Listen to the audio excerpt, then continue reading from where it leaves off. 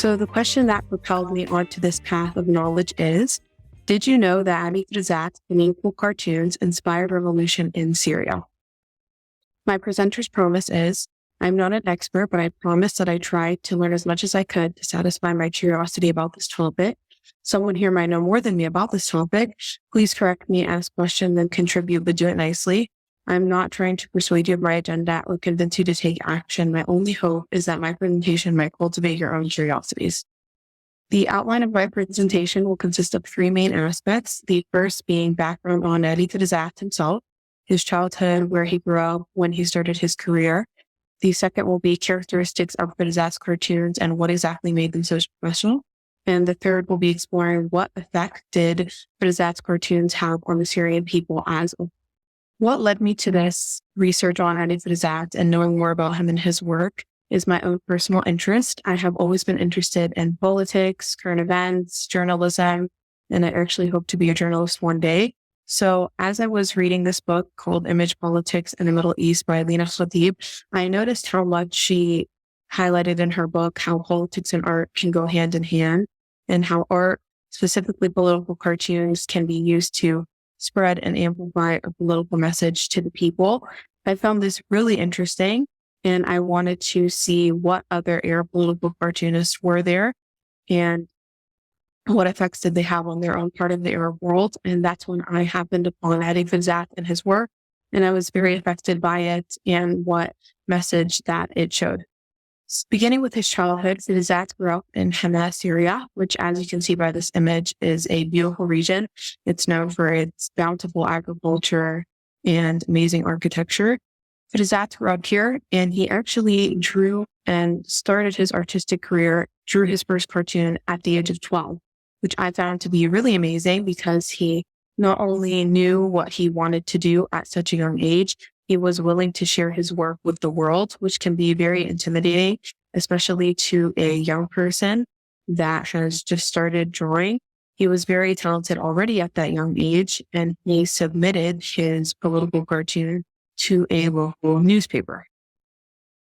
This newspaper was called LAM, and this was really the next compelling step in his career. The editor of LAM noticed how talented Ferzat was, and he encouraged him to continue his work in Damascus. I have pictured here two versions of basically what issues of this newspaper would look like and where it would look like when Ferzat published his cartoons in them, again, at such a young age. Ferzat spent most of his young adulthood and teenage years in Damascus, and he began going to Damascus University in 1969. He ended up dropping out after 3 years without receiving his degree. And I find this part of this story important because it shows that you don't necessarily need to complete your higher education to be successful in life. Ferzat still had an incredibly successful career. He just felt that at that moment in his life, it would be more beneficial for him to continue his art in other ways without fully completing university. So I think that shows different life paths people can take and how they can be successful in each one. Now we're going to start actually looking at Ferzat's cartoons and the powerful effect that they had on people and what their messages were. This first cartoon that I want to share is very significant because it's one of the first times that Ferzat chose to physically depict Syrian President al-Assad.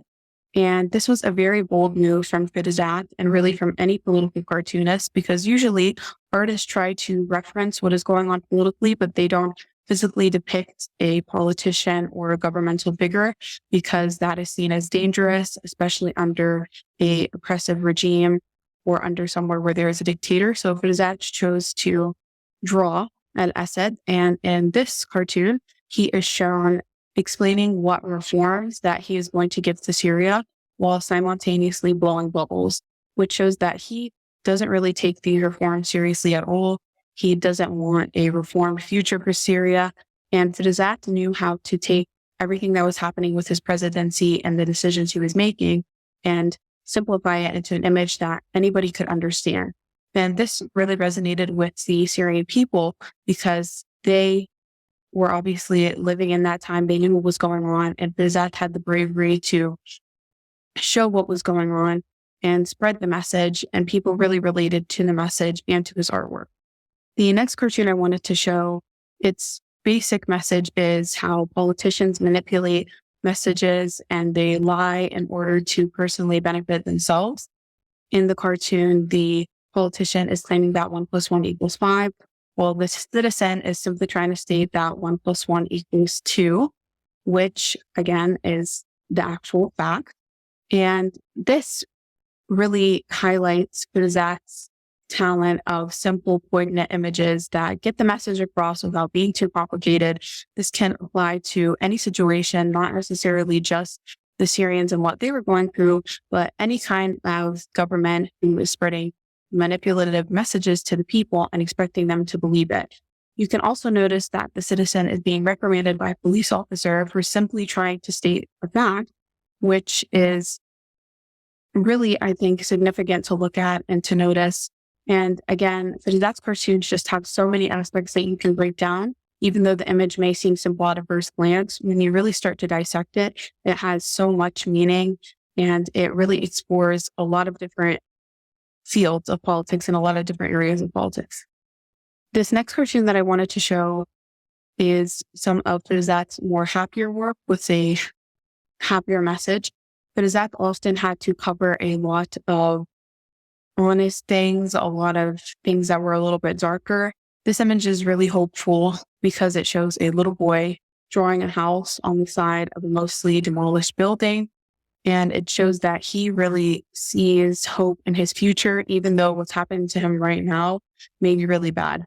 And again, this just shows how Ferzat really had an understanding of human emotions and not just politics, and how a lot of people can feel hopeless in an oppressive situation when they're not feeling heard by their government.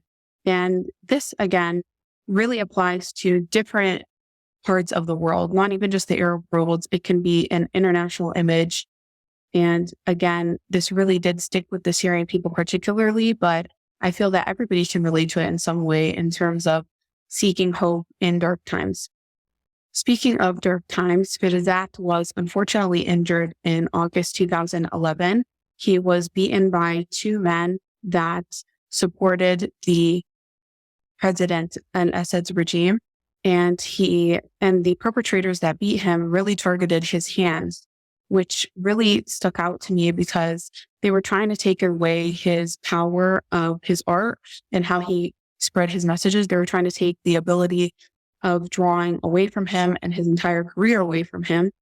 And this incident really caught the attention of the international community because they were shocked at how an artist whose only purpose is to share their art with the people and trying to let the people relate to their art, that somebody could hurt the artist and take away this ability from them. Luckily, Ferzat overcame these obstacles and was able to successfully recover within the next year in 2012.